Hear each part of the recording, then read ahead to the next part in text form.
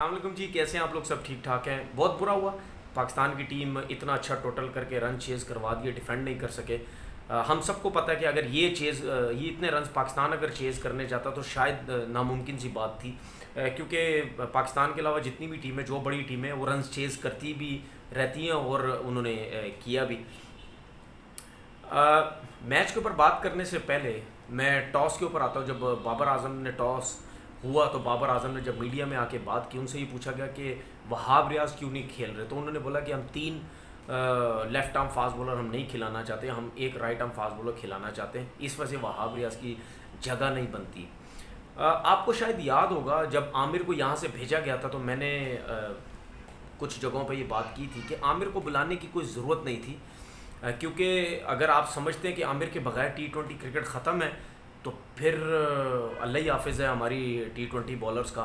लेकिन आप उनको कॉन्फिडेंस दें, आमिर को नहीं बुलाएं, ठीक है, वो अगली सीरीज़ में आ जाएगा, लेकिन इस सीरीज़ में ना बुलाएं, आप अपने लड़कों को चांसेस दें। अगर आमिर नहीं होता, वैसे भी आमिर को हैमस्ट्रिंग का प्रॉब्लम हो गया है, परफॉर्मेंस तो कोई ऐसी ख़ास हुई नहीं। अगर आमिर नहीं होता तो 100% शाहीन अफरीदी खेलता, फिर वहाब रियाज खेलता, उसके बाद हसनैन। मैं होता तो मैं हसनैन के साथ जाता, मैं हारिस रऊफ़ के साथ नहीं जाता। अगर वहाब रियाज होता, हो सकता उसको रन्स भी हो सकते थे आज, लेकिन वो स्पेशलिस्ट है T20 क्रिकेट का, इतनी लीग्स खेलता है, यॉर्कर्स बहुत अच्छे हैं। अब आप ये देखें कि लेफ्ट हैंडेड बैट्समैनों ने दोनों ने मैचेस जितवाए हैं। अगर वहाब रियाज होता तो फ़ायदा हो सकता था पाकिस्तान को। वो लेफ्ट आर्म फास्ट बॉलर, उसका बॉल अंदर आता है लेफ्ट हैंडेड पे, वो यॉर्कर्स तेज़ करता है, स्लो वन बड़े अच्छे करता है, वो फ़ायदेमंद हो सकता था। मैं 100% ये नहीं कह रहा कि फ़ायदेमंद हो सकता था, लेकिन एक चांस था कि वो उनको आउट कर सकता था, उसका पेस भी अच्छा है। ये हमने एक नुकसान किया। उसके बाद हम बात करते हैं कि जिस तरीके से बाबर आजम ने 50 की, तो सबको पता है कि T20 क्रिकेट में वैसे ही उसकी जो वाइट बॉल की जो क्रिकेट है वो बड़ी अच्छी है। हफीज़ ने 50 की है, बहुत अच्छा लगा हफीज़ ने 50 की है। हफीज़ ने 50 करने के बाद शायद अगर किसी की नज़र पड़ी ना हो, उन्होंने यूँ थोड़ा सा करके मुक्का दिखाया, दिखा सकते हो मुक्का, क्योंकि इतना अरसा उन्होंने क्रिकेट खेली, इतने अरसे में इतने लोगों ने उनको बैक किया, सपोर्ट किया, विदाउट परफॉर्मेंसेस भी। अगर हफीज़ की जगह कोई और भी ऐसा प्लेयर हो, अगर उसको भी इस तरीके से सपोर्ट किया जाता तो शायद वो भी आज पाकिस्तान टीम के अंदर खेल रहा होता। क्योंकि कुछ प्लेयर्स होते हैं जो सिलेक्टर्स के, कप्तान के, कोच के पसंदीदा होते हैं, उनमें से एक हफीज़ भी हैं। इस वजह से उन्होंने, आपने देखा होगा कि वो अपनी मर्ज़ी से बात करते हैं, अपनी मर्ज़ी से कहते हैं मैंने इतनी क्रिकेट खेलनी है, मैंने सब कुछ खेलना है, क्योंकि उनको पता है कि मुझे कोई कुछ नहीं बोल सकता। एनीवे, बहुत अच्छी बैटिंग की हफीज़ ने। पाकिस्तान की तरफ आते हैं, बॉलिंग की तरफ। देखें, जब 6 ओवर में तकरीबन 65 रन हो चुके थे तो उस टाइम मैंने ये सोचा, मैंने बोला अब लगता है मुझे मैच बचाना बहुत मुश्किल हो गया, क्योंकि ये दोनों प्लेयर ऐसे हैं, मॉर्गन और जो मलान है। मलान की आपने एवरेज देखी, 50 से ऊपर की उसकी एवरेज है। स्ट्राइक रेट देखें, 150 से ऊपर का स्ट्राइक रेट है, और कंसिस्टेंट परफॉर्म कर रहा है इंग्लैंड की तरफ से। और मॉर्गन, सबको पता है कि मेरे माइंड में यही था, मॉर्गन आउट हो गया तो ख़त्म, मॉर्गन खड़ा रहा, उसने मैच जितवा देना। अब आप एक चीज़ देखें कि हमारे जो स्पिनर्स हैं, शादाब ने आउट किए 3, लेकिन शादाब या मुंह पे बहुत ज़्यादा बॉल कर रहे हैं या पीछे बॉल बहुत ज़्यादा कर रहे थे। मैं ये समझता हूँ कि शादाब को सिर्फ गुगली करनी चाहिए थी दोनों लेफ्ट हैंडेड्स को, और थोड़ा सा ऑफ स्टंप से बार बार बॉल करते रहते, शायद थोड़ी सी बचत होती। क्योंकि आपने देखा होगा कि जो बॉल इन्होंने थोड़ा सा पीछे किया है और दूर किया है, उस पर बल्ले पे बॉल बड़ी मुश्किल से आ रहा था, हिट बड़ी मुश्किल से लग रही थी।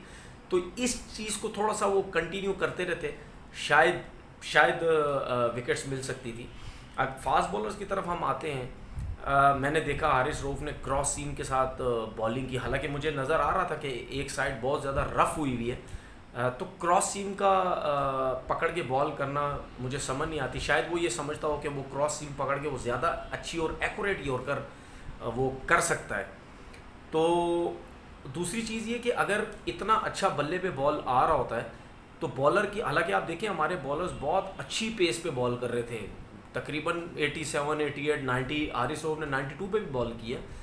तो अगर रिवर्स स्विंग नहीं हो रहा होता तो फिर कोशिश ये होनी चाहिए इस पेस के साथ विद इन स्टंप और खिंचा हुआ बॉल करें। उसमें फिर ये होता है कि अगर बैट्समैन क्रॉस भी खेलने जाता है तो ज़्यादातर यही होता है, जब आप खिंचा हुआ बॉल करते हैं तो बैट्समैन को पता है मैं सीधा तो मुझसे लगेगा नहीं क्योंकि खिंचा हुआ थोड़ा दूर है, वो क्रॉस खेलने जाता है, उस पर फिर उसको विकेट मिलने के बहुत ज़्यादा चांसेस होते हैं। लेकिन ऐसा नहीं हुआ। शाहीन अफरीदी बड़े एक्सपेंसिव रहे क्योंकि विकेट बहुत ज़्यादा इजी था। मैं समझता हूँ कि हम ये भी कह सकते हैं कि मॉर्गन ने बहुत अच्छी बैटिंग की है, मलान ने बहुत अच्छी बैटिंग की है, लेकिन हमारे बॉलर्स जो स्पिनर्स का रोल जो था वो बहुत इंपॉर्टेंट था इस पिच के ऊपर। अगर हमारे स्पिनर्स अच्छी बॉल करते तो हम डेफिनेटली ये मैच जीत सकते थे, क्योंकि फास्ट बॉलर्स को खेलना बहुत ज़्यादा आसान हो गया था।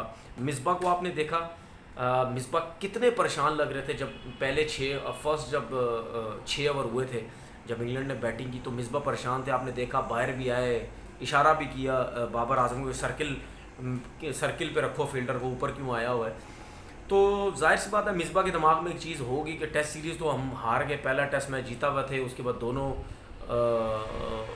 नहीं हो सके, तो ये हमारे पास ऐसा मौका है कि ये मैच हम T20 का सेकंड जो T20 हम जीतें तो उसके बाद हमारे पास बहुत अच्छा मौका मैच सीरीज़ जीत सकते हैं अगर तीसरा T20 जीते। लेकिन मिसबा को मैंने बहुत ज़्यादा परेशान देखा। मुझे ये समझ नहीं आ रही कि मिसबा इतने परेशान नज़र क्यों आए, क्या वजह क्या है?